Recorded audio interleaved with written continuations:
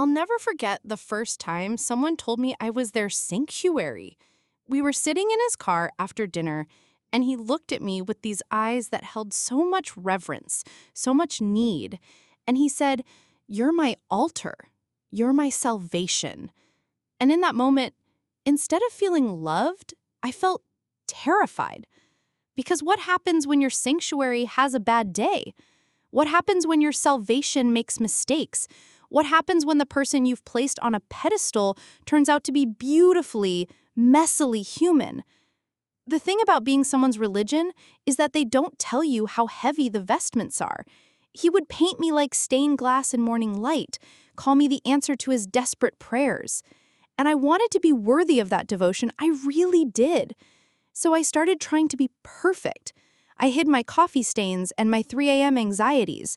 I stopped sharing my dreams that felt too vulnerable, too small, too human. I became careful with my words, calculated with my emotions, because saints don't have breakdowns in Target parking lots.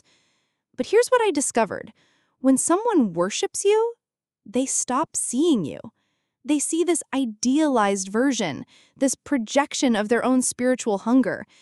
And the real you, the one with trembling hands and a heart that sometimes breaks, becomes invisible. I remember the day I realized I was disappearing. I was standing in front of the mirror, trying to figure out who I was underneath all the halos he kept placing on my head. I thought about what would happen when he finally saw my beautiful mistakes, when the pedestal cracked and he discovered I was just flesh and hope combined. That's when I understood something profound. I didn't want to be his whole religion. I wanted to be his partner in grace. How many of us have felt this pressure, maybe not from a romantic partner, but from family, friends, or even ourselves? This expectation to be the answer, the fix, the perfect solution to someone else's emptiness. What I learned is that the deepest love I've ever known didn't come from being worshipped.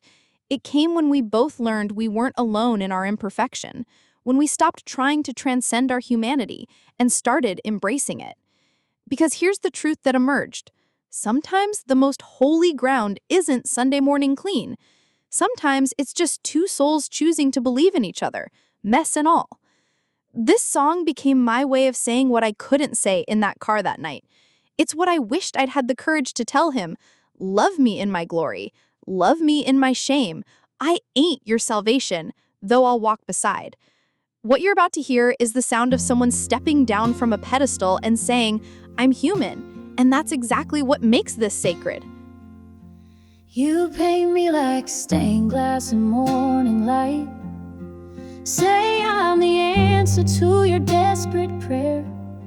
But baby, I'm just flesh and hope combined with coffee stains and dreams I'm scared to share.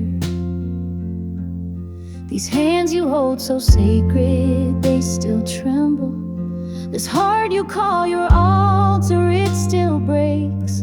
What happens when the halo starts to slip and you see all my beautiful mistakes?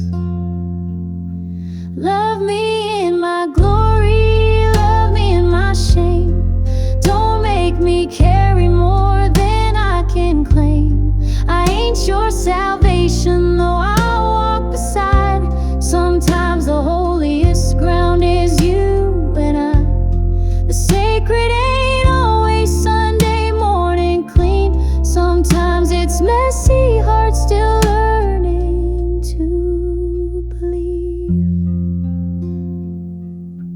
I know that empty feeling in your chest. Lord knows I've been there searching for my home.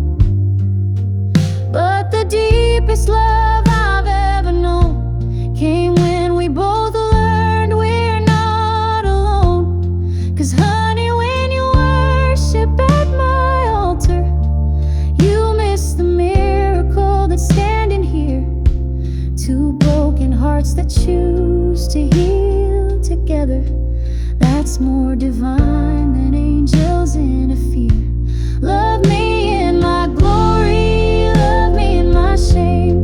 Don't make me carry more than I can claim. I ain't your salvation, though I'll walk beside. Sometimes the holiest ground is you and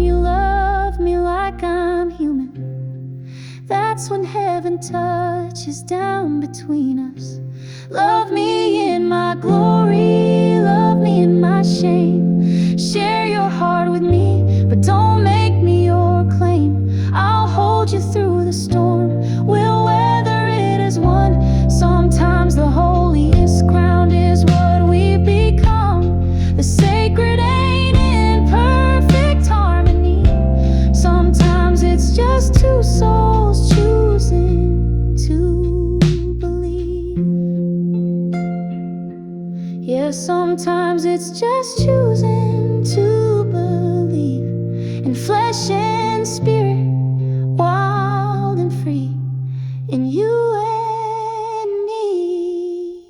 The response to this song taught me something beautiful. So many people wrote to say they'd felt this same pressure, the weight of being someone's everything, the fear of disappointing someone who saw them as perfect. But what moved me most were the messages from people on the other side, those who recognized themselves as the ones doing the worshiping. They said the song helped them see how their reverence might actually be creating distance instead of intimacy. That's when I realized this isn't just about romantic relationships. This is about giving ourselves and others permission to be gloriously, messily human. It's about finding the sacred not in perfection, but in the courage to be seen and loved for exactly who we are. Because at the end of the day, the most profound love isn't about transcending our humanity, it's about celebrating it. It's about two people standing on level ground, choosing each other again and again, coffee stains and all. Sometimes the holiest ground really is just you and me. If this story resonates with you, I'd love to hear about your own experiences with expectations, whether you've been on the pedestal or put someone else there. Leave a comment below and let's continue this conversation about what authentic love really looks like. Your support means everything to this channel. If you enjoyed this story song presentation, please hit that like button and subscribe for more vulnerable conversations through music. Share this with someone who might need permission to be imperfect. Consider supporting us on Patreon for exclusive content and behind-the-scenes access. Most importantly, be kind to yourself and others as we all navigate this beautifully messy thing called being human. Thank you for being a part of this community where we celebrate authenticity over perfection and where every story, including yours, matters.